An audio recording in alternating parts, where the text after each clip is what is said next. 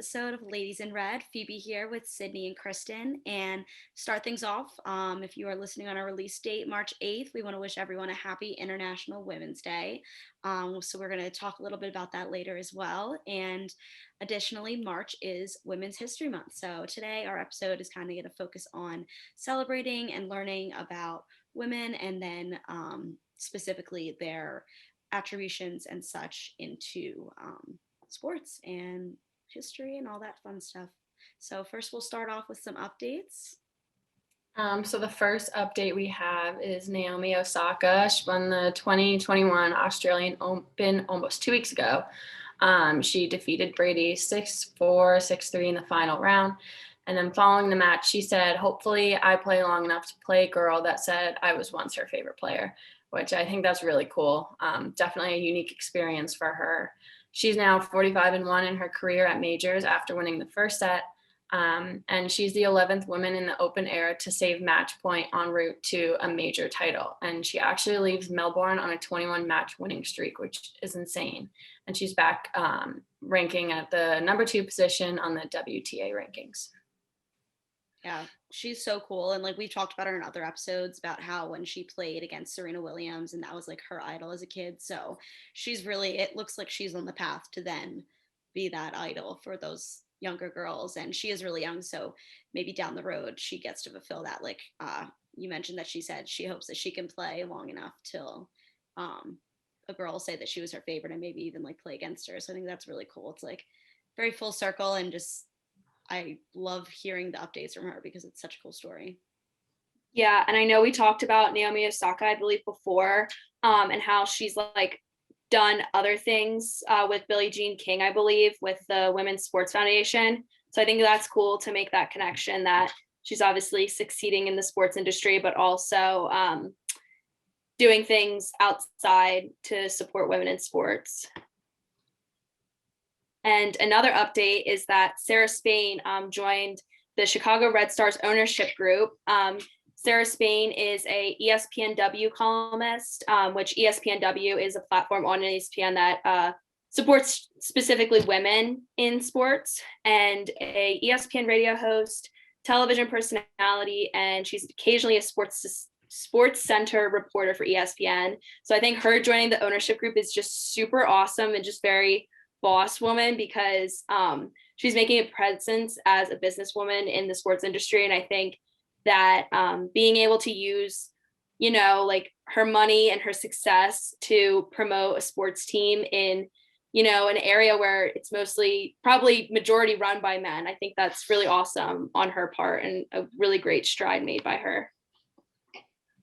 Yeah, no, definitely. And like you said, Sid, like when we are watching TV, whether it's SportsCenter, ESPN, all those networks, you kind of predominantly see like the males being the broadcasters. But now I feel like we're seeing more and more females stepping into those roles, which I think is just important. And it's definitely cool to see them taking on these larger positions in these big companies. Yeah, definitely, because there's such an inequality of kind of what we see, and there are women being represented in places, just not right on the like the immediate television, the high networks and stuff like that. And that's similarly in sports. Like for example, like there's a lot of uh inequality in golf between women and men's golf. They usually play on different courses and for different prize amounts and stuff like that. So our last update is something really cool. It is the ISPS Honda World Invitational Golf Invitational, and this is a partnership with Modest Golf. That is a organization that's really promoting like youth and hoping that they can like enter the world of golf and all that. So they do a lot of training, a lot of stuff like that. So that is owned by Niall Horan, and he is partnering with ISPS Honda for this invitational, which is a part of 3 different tournaments. It's a part of the European Tour, the LPGA Tour, and the Ladies European Tour. So all of these tours are going to stop at this invitational to play bunch of rounds of golf. There's going to be 280 players, 144 women, 144 men, equally distributed from amongst the 3 tournaments that are among this. And they're going to be playing on the same courses, and they're all playing for an equal chance of the equal pot of the prize money, which is really cool because in the past, this is one of the first times that we're seeing this, because in the past, normally there's separate golf courses for women and men, or there's separate prize amounts depending on the sponsors and stuff. As we've talked about before, there's definitely inequality with that. So it's really, really cool to see these two companies come together they said they tried to do it last year, 2020, obviously didn't work out. So they're bringing it back this year and hoping that this can continue on, these types of tournaments where we can bring both women and men's sports together. Yeah, I know for me, I want to go into the business or finance industry. And I know one big thing with that is knowing how to play golf, because a lot of business is dealt with, playing golf like during business deals or whatever, something like that. And I know like my mom always tells me you have to learn. And I think this is like makes me want to learn, because these women are going to be playing at the same level as men. And I think golf, a lot of women underestimate it, but it's one of those sports that a woman can play at the same level as a man, no matter what. And I think it's awesome to see that they're combining genders in this area, and women are using it to their advantage. Yeah, and it's definitely one of those sports, I think we'll talk about this in a little bit, but that has been around for a long time. I think it was like since the end of the 19th century is when it came about for females specifically, and who were a part of the upper social class, but now it's like open to whoever wants to play. So I think it's unique to definitely see that transformation from it being something that was considered like a more upper class sport to like now it doesn't matter what class you're in, you can play, and at the same level as males too. Yeah, I'm right there. Everything you said exactly. Like I myself has started trying to play golf with my dad, like for the same reason said, like I just want to learn, and I feel like it's a really important skill to have in the business world, let alone just in general. And it's really cool to be able to see this, because now the women and men are going to be on the same screen, they're going to be on the same courses and stuff like that. And I think another layer to this is the organizations that are funding this and making this happen are really, really cool organizations that promote, like Kristen said, like how sports are for everyone. There should be no discrimination. Like it doesn't matter. Like everyone can. I know the Modest Golf. I watched an interview with the the founders, and they were just saying that they really just wanted to promote. They wanted to create something so that kids could learn how to play golf, that they could have access to it, because it's really hard to have access to that, because it used to be typically known as like a higher class type of sport, and a lot of it just adds up, gets expensive. It's kind of hard it's so easy to go down to the playground and play basketball, but it's hard to have to go to the golf course and have clubs and all of that. So the organization is promoting that sports are for everyone, so to have that backing this thing is really cool. And additionally, it's the owner is Niall Horan. So, for people that don't know, he was in One Direction, so a lot of people follow him because of that. So like him using his celebrity status is like also awesome, that like he's backing this, because so many people like are going to tune in simply because he's like funding it and like helping out with it. But I just think it's really cool. It's all in all a great thing that's happening, and all the right things are kind of in the background of it. So I'm really excited. I think it's in this summer, so everyone tune in. Be really cool. Yeah, and I think all of this ties into what we said in our introduction about today being International Women's Day whenever this episode's released. And I think obviously International Women's Day has grown over the past couple decades and isn't really that old, which is really surprising. And this year's theme is actually Choose to Challenge, which the motto signifies that a challenged world is an alert world, and from challenge comes change. And I think this is super awesome, because there is, even though women have made so many strides, like playing golf on the same course, or like Sarah Spain owning the Chicago Red Stars or anything like that, there still is so much more to be done about gender equality in the sports industry. And I think this day, even though it's not specifically for sports, can be applied to sports so easily. And I think it's really cool to see that in a day for women specifically. I know it's definitely a day that raises awareness and just like makes people think more about the achievements that females have had in the sports industry and how fast those achievements have come about. And yeah, I know that you can go on like the website and stuff, and it provides more resources and guidance for ways for people to get involved. And I think that's just really important for more and more people to start becoming involved in something like this, just because it does raise more awareness and it creates like an ally for women in the fight for gender parity too, which I think is also important.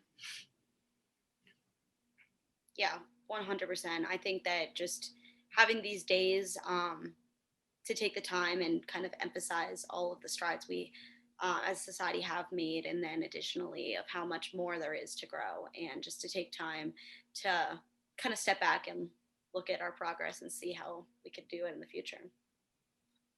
Yeah, and I think their motto is really awesome about how like you choose to challenge, because I think it's not just women that can be take part in this. Every gender, whatever, can take part in this day and show, on the website. I know I saw that they were talking about just calling out gendered actions or assumptions or challenging stereotypes, and that doesn't have to just be from a male perspective, that can, or just from a female perspective, that can be from a male too. And I know when I was looking at all of these things, choose to challenge, I was thinking about like celebrating all women's achievements, and especially like my teammates and all of other athletes, whether it be sports related or not, and just challenging the stigma that women can't support each other or celebrate each other. And I think that's super important for women to just, like I said, support each other and celebrate all of our achievements, because they are so special in today's days.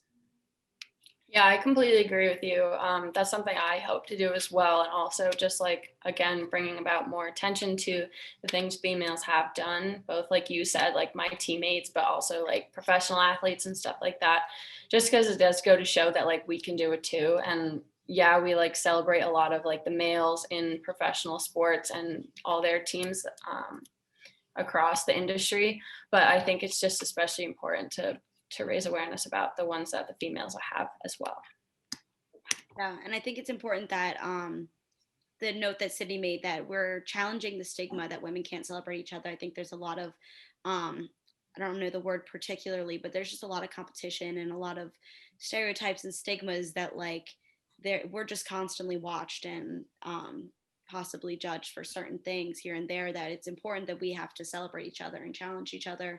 And I think it's important to note also that it's at all levels. It's not just to recognize someone for their achievements in professional sports, even collegiate sports. It could be as little as a girl in grade school who's going to a camp or something and does really, really well, stuff like that, just to keep encouraging that encouraging thing as a whole. Women in general have to like unite together to bring each other up, because we are a powerful force, as we all know. So I think it's really cool that we have days like this, that everybody comes together and realizes that. And I like that they chose this theme, choose the challenge, because we always have to challenge ourselves and others, because there's so much more room to grow and succeed and rise up. Yeah, I think this like fits perfectly with what we were talking about with Naomi Osaka and her just doing really well in the tennis world. And I think that she is like her succeeding is like challenging so many people to recognize her. I mean, she's getting so much media attention, and I think that's awesome and important for women everywhere. And I think like her quote about she plays long enough to play a girl that once said that she was their favorite player. I think she is challenging other girls by saying that to, work harder and want to be at that play at that level and be that successful. And I think that's super important. And, choosing to challenge is important for every woman everywhere. And I also think like by her saying that also shows that she is being very humble about her successes too, even though they should be like appreciated more. Just because like you said, Sid, like that sense of mentorship almost from like for all her little fans, and how if they keep working as hard as she did, like they can get to that stage early on in their life. Like they don't need to be older, like out of college, like stuff like that. Like they can be really good at a really young age if they just put their mind to it and work really hard. So I think that definitely goes to show that like sense of determination almost. Okay, and now it's time for our spoon sponsorship. Why cut your portions down? When you're hungry, you want something that is filling and delicious, right? Well, Spoons Cafe believes in cutting the chemicals, not the portions. Located at 57 West Pomfret Street in downtown Carlisle, Spoons offers great sandwiches, salads, and soups that are tasty and good for you and will fill you right up. Stop cutting down the size of your lunch and instead get a delicious filling lunch today at Spoons Cafe. They're open 6 days a week, Monday through Friday, 10 a.m. to 4 p.m., and Saturdays, 11 a.m. to 3 p.m. Spoons is the perfect spot to enjoy a great tasting lunch today. Okay, all right, everyone. And earlier we talked about how today, Monday, March 8th, is International Women's Day. And in addition to that, it is also Women's History Month for the entire month of March. So that's really cool to have that month to just kind of reflect the progress and also the struggles that women as a whole have dealt with. And in society. So this was actually petitioned by the National Women's History Project back in 1987, which is surprisingly not that long ago when you kind of do the math, realize that it's kind of crazy that it was not even, what is that, not even 50 years ago, maybe a little bit more than that, that we as a society decided to deem March National Women's History Month. But since then, every year. We celebrate the month of March and think back on the history and kind of look at the achievements and look how far we have come as women.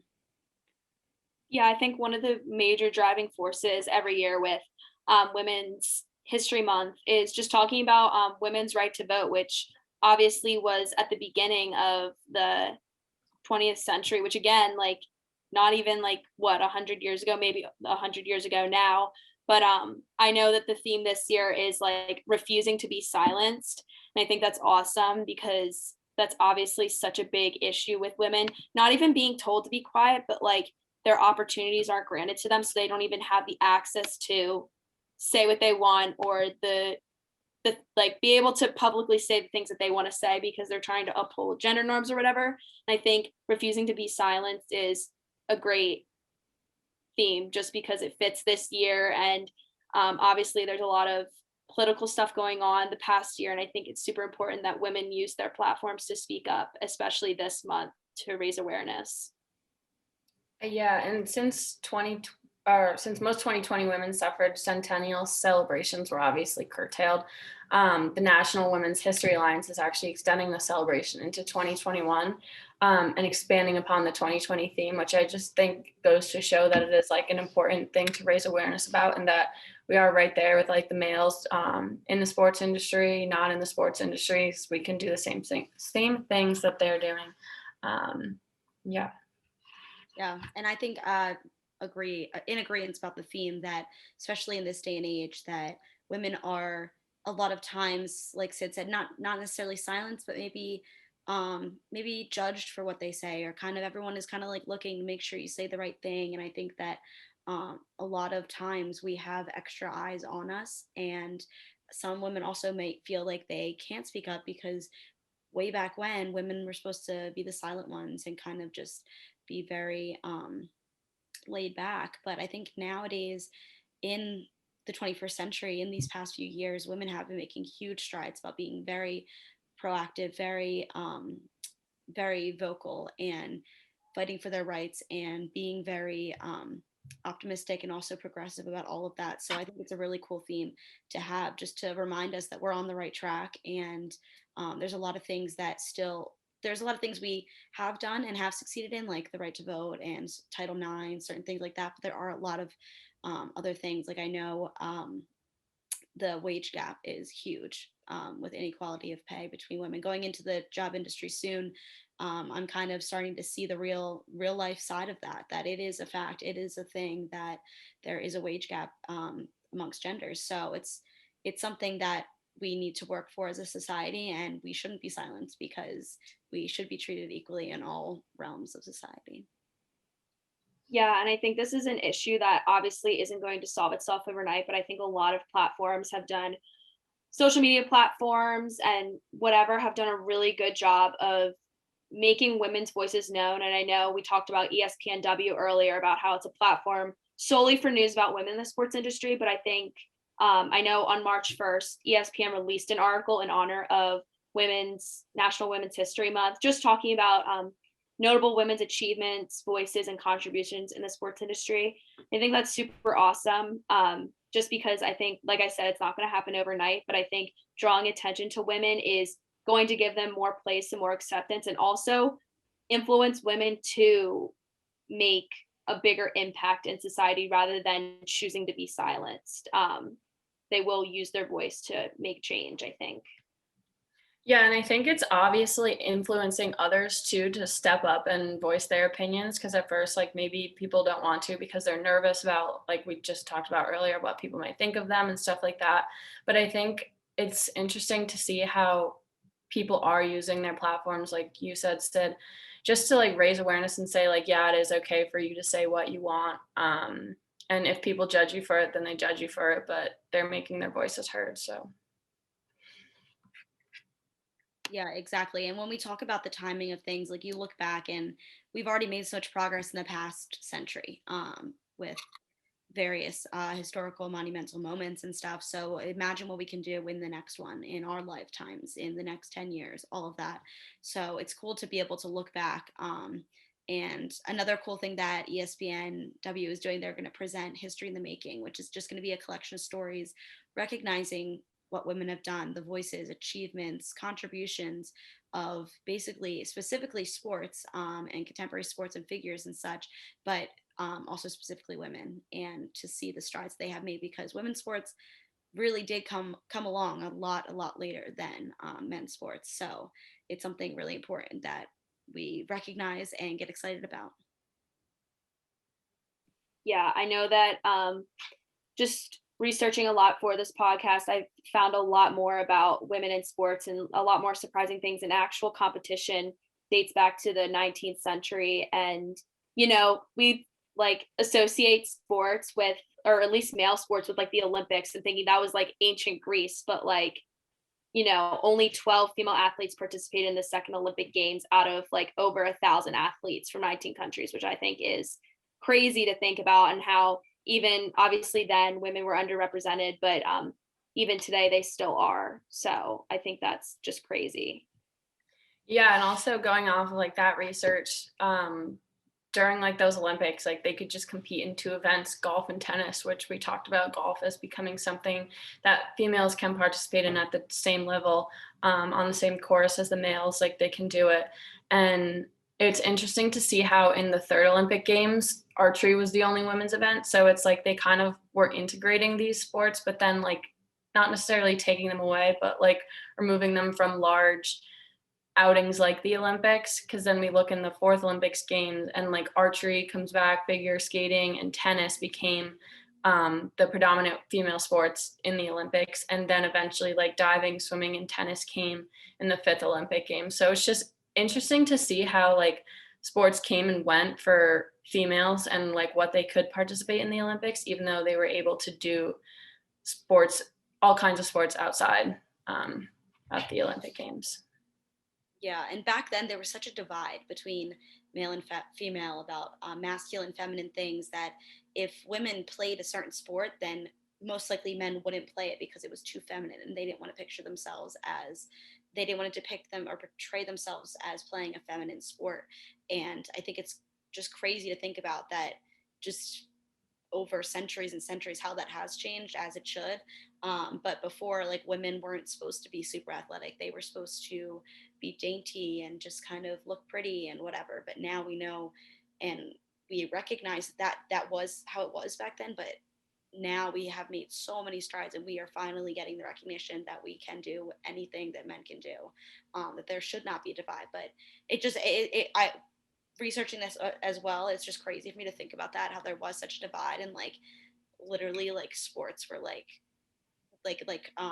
Kristen mentioned, like, or said, like ancient Greece, like literally the beginning of time, men were playing sports, but women were, they were kind of there, but like they probably weren't really recognized or anything like that. But definitely cool to see the progress, and even in the recent couple hundreds of years, to see the progress in that. Yeah, I like it's funny we're talking about this because I think my favorite summer Olympic sport to watch is gymnastics, women's gymnastics. Like those girls are absolute beasts. And I think like that's one sport where like you can kind of see like their their movements, like when they're doing floor routines or like anything, like they're trying to look really graceful, but like their bodies are built like they're built like athletes. Like they're like the most athletic people I could ever see. And I think it's just awesome to watch them in the Olympics. And I think like they're just like, I don't know, like it's so cool just because I could never do that. But it's like really fun to watch just because they, I don't know, like I think they make the US women's gymnastics makes a lasting impact on the Olympic Games every 4 years. And I think that's really cool.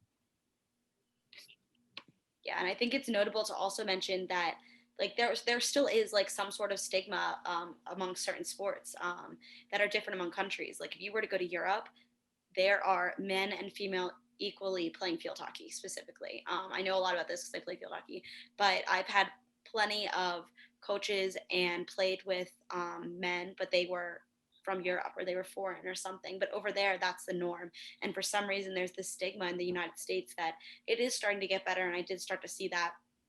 Um, there were boys playing on teams in tournaments that I went to, but a lot of the time they were just very, very foreign influenced. And that was why that for some reason the stigma is that field hockey very much is a girl sport. And obviously I'm all for getting more girl sports recognition and it's something cool that is kind of our thing, I guess.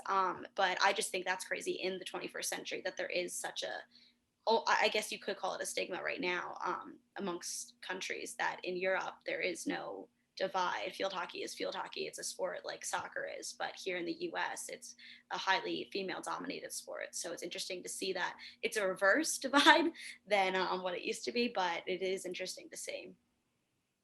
Yeah, I definitely agree with that. Like, and also I think, as we've mentioned in previous episodes, like Sarah Fuller being the kicker, I think this is just like starting a foundation of integrating more females into these sports that like we don't necessarily have the option to play.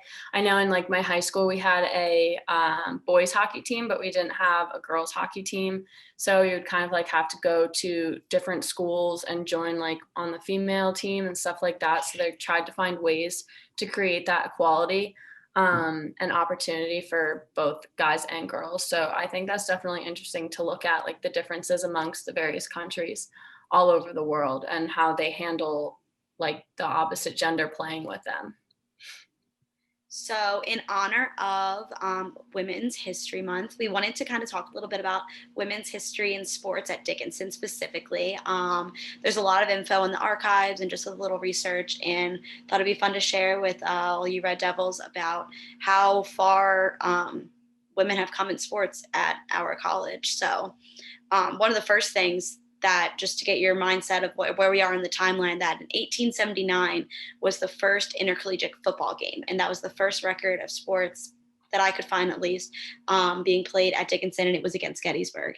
So keep that in mind that the sports in general, that was obviously male dominated, all male teams. And then it wasn't until 1904 when that was the first mention of women playing sports, and that was the women's basketball team. And for like leading up into the 20s, there was no word of like anything else. Like literally, that was the only sort of athletics that I could find about women playing sports until the 1920s. And then they started a women's athletic association, and this kind of was to this I think was when they had the mentality that athletics were good, to be healthy, to be fit and everything. So there was actually like different requirements, physical education requirements and stuff at Dickinson, and they had the women's athletic association in the 20s, and that's when you started to see them like playing in gym class or like recreationally, but obviously nothing serious. Yeah, I think it's really crazy how it wasn't for 25 years after the football game that like women started playing sports at Dickinson. Obviously, like the late 1800s, like women were in a very marginalized group. Mm-hmm. But I think it's crazy that it wasn't until 25 years after. And then also in 1931, nine female students at Dickinson attended Bucknell University's Play Day. They divided into teams and competed in multiple sports like baseball, tennis, hockey, volleyball, etc. And I think this just like gave the opportunity for women to participate. It's crazy that there were only 9 Dickinson students to do that, but I think it was kind of the start of like recognizing women in sports. Yeah, definitely. And I think it's interesting to look at like the sense of competition from when sports first started at Dickinson to where they stand now. Because in 1932, women played sports through intramural clubs. So there were no conferences, no serious competition, no like NCAA team, stuff like that. It was kind of just like through Dickinson. And the intramural clubs that they had here were field hockey, indoor and outdoor archery, swimming, tennis, basketball, riding, and volleyball. So it's interesting to see like which sports they kind of picked and choose. I don't know if that had any like meaning behind it, but that those were like the options at the time because they're very diverse. Yeah, definitely. It seems like it's like, I don't know if it had to do with just the history of sports in general. I didn't do that much in depth, but in-depth research, but it is interesting. Like it was very casual. Like the boys were going to football games and basketball games, and they were playing against other colleges. And women in the 30s, up until the 30s, a little farther than that, were kind of just playing on clubs and just playing leisurely, and they were just getting their foot in the water, really. So, yeah. Yeah, I think it's crazy that there just like wasn't any like conference or serious competition. I mean, these women were just playing it as like a leisurely thing, and like little did they know that like women athletics at Dickinson would, soon become like a major part of student life.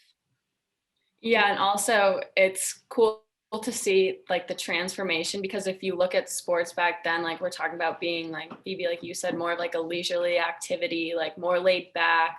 But now when we watch sports on TV or even like go to sporting games here, like players are yelling at the refs because they think they made a bad call, like they're getting in fights with the other team, and just like the competition and competitiveness has just greatly improved since then. And yeah, it's like a long period of time for that to take place, but still I think it's like interesting because when I think of sports, I think of being competitive, not something that's necessarily laid back. And like, yeah, I get annoyed when like a call doesn't go my way, or like I feel like the umps made the wrong call. And it's just interesting to see that like if I were to be playing on an intramural team back then, like I would just have a totally different mindset. Yeah, and it's crazy to look back that it literally was like it was in the past century, like in the 30s. Like that is like, it feels like it wasn't that long ago, to think about. And like we talked about earlier, that sports date back so long that it's crazy that that just in the 1930s, and it wasn't even until later after that when they had varsity sports. So to go onto the timeline, in 1953, this was the first like actual record of like having a concise team that had like a schedule and stuff like that. And it was called the Aquacades, and it was women in an aquatic club, and they did like synchronized swimming, like they said like pageantry. So it was during the I guess there was like an era where they were really promoting the skill of swimming. Dickinson had like a requirement that you had to learn how to swim before you graduated, which I thought was interesting. But it was around that time. But definitely when you think about that type of the sport, like they weren't swimming for times, they weren't swimming like certain strokes, like they were doing like almost like dancing in the water, which was a very pretty thing. So definitely interesting. That's one of the first actual teams after the basketball one, but that was actually kind of organized. And of course it was like a pretty sport and stuff. So, and just to see how far even that sport has come, that sport obviously is in the, like synchronized swimming is in the Olympics now. So it started as one of the first sports that women did, to now being super competitive. Yeah, and I think it's crazy that it wasn't till 8 years after that that only tennis and hockey were introduced as varsity sports here at Dickinson. The rest were intramural, which is crazy and a long time, And again, like we've said, like 1961, like it was not even what, like 60 years ago, which is crazy to think about. that it really wasn't that long ago that varsity sports were first introduced here at Dickinson. Yeah, and it's interesting to see this like now because hockey was a varsity sport, but now it's like not a varsity sport here anymore. So I think it's like interesting to see that turnaround, and also like sorority basketball, like it's like specific stuff like that. And then a couple of years after that was when the first female athletic trainer was hired in 1973, and her name was Shelley Wright. And like just going back off the timeline, it's interesting because that was, I think that's what, like 48 years ago. Definitely not more than 50, which really isn't that long ago. So yeah, you think that it would have come about earlier, but it just didn't. Yeah, and the timing, like when they first introduced hockey and tennis as, and I think that they lumped hockey as like any sort of hockey, like field, ice, any of it. I think it was more field hockey, but it said hockey in the archives. But it seems like it was like our grandparents were alive, or and then now we're going into the 70s where our parents were being born and stuff. So these are lives that like people that we have in our lives now, they grew up like this. Like my mom was born in 1972, so that's kind of crazy that she literally, that was like around the same time when the first female athletic trainer was hired. And then 1974 was when Dickinson finally created a sports league where women could compete against other colleges. They were part of, I think it said maybe like 7 or 8 other ones. They called themselves the Penn Mar League. It was like Pennsylvania, Maryland. And it's interesting to see because I'll read out the names too, because a lot of them we still play now. In the Centennial Conference, it was Franklin and Marshall, Lebanon Valley, Gettysburg, Elizabethtown, Western Maryland, Messiah, Wilson, and York. So those were the schools that came together and decided to create a women's sports league so they could play against each other. So that's crazy thing about 1974 was the first time we saw a conference. And by this time, the men have been playing football for almost 100 years now. So it's kind of crazy. And then it wasn't until 1977 when the first game in the conference was played by a field hockey team in 1977, and field hockey was the first to be in the conference. So as a field hockey player, that's really cool to know that. But yeah, the years are really blowing my mind because 1977, that was really not that long ago. It was less than 50 years ago. So definitely crazy to think about that. And then even into the 80s, it wasn't until the late 80s when other sports were kind of being more recognized. In the archive, it doesn't mention women's soccer or cross country until like the 80s. So I guess kind of then it started to look a little bit more organized and have conferences and competition and stuff was the late 80s, which 1988 is only 10 years before I was born. So that's kind of crazy, me being a college athlete. And these, like, it wasn't possible a lifetime ago. So it's crazy. Yeah, and I think all of this like kind of reminds me of, I think we've talked about it before in an episode, just talking about how like women's sports are like not necessarily recognized as much as male sports, like even through athletic or student body attendance to a game. Like everyone knows when like the football or men's lacrosse games are, or the baseball games, but they never know when, you know, field hockey or softball is playing.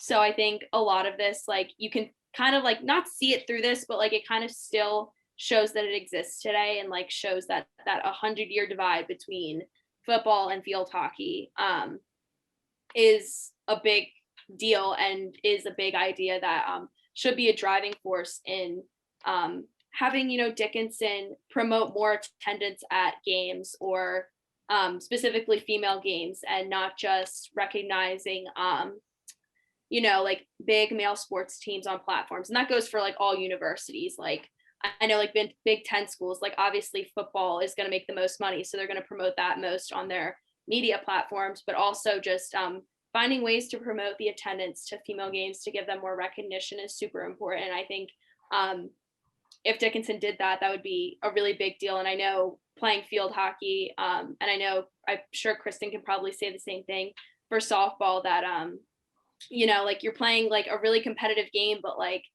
only really the parents are sitting in the stands. Whereas if it were another team, I don't know, it just fires me up just because like I think it is a big deal. And I think as Dickinson, we are a small community and we can have the opportunity to have just bigger attendance and equal attendance across different sports and male versus female. And I think that's super important. And I think the athletic department as a whole, like, and the student body should try to promote that more in the future.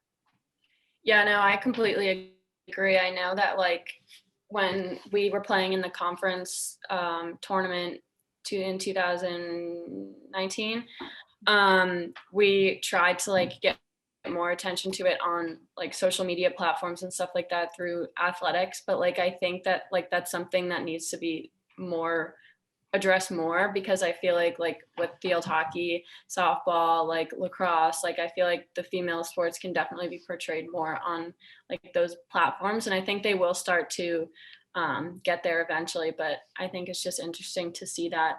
And also like another thing that like raised my attention, I don't know, was how we were playing like Gettysburg and Franklin and Marshall for such a long time, and how I feel like playing against those schools for that length of time definitely helped create like rivalries and stuff like that, which just make the games that we play against them more intense. And it would be cool to have more of like fan base at those, just because it just makes them more like intense and more fun to play.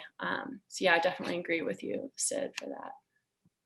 Yeah, definitely. Because regardless of the sports, whether it's football or field hockey, we're all putting in the same amount of effort, hard work, dedication, and everything. It's not, you know what I mean? So I think that Sid said it best, where it fires us up when we see so many fans at a football game simply because it's a football game, when we're playing our biggest rival and there aren't that many in the stands. And but I do think that we're lucky that Dickinson is a small community. And I think that, at least in my experience, we have had different promotions and stuff. Like, I forget exactly what it was, but it was like Devils supporting Devils or something like that. And I remember playing field hockey games occasionally. And if it was like a weekend, I would see like the men's lacrosse team or the men's soccer or men's football before their practices, if they were walking by, or maybe they stopped by, and they would cheer us on and stuff like that. And then obviously we would go to some of their games in return. And that's just something really cool, that the athletes supporting athletes. And especially like cross season, I know we really promoted to like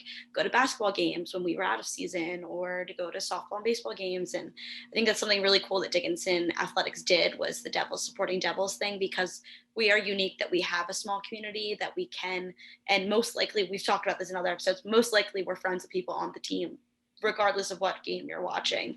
Like, you probably know someone, you're probably friends with them, or they're in your class or something, since we are such a small community. So definitely something that needs work, but something that we are working on. And I think that has a lot of potential to grow and just become the norm, basically.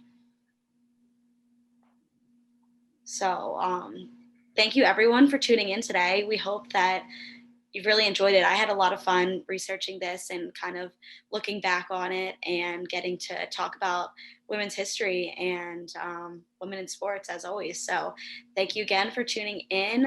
Happy International Women's Day, and we can't wait to talk to you guys soon.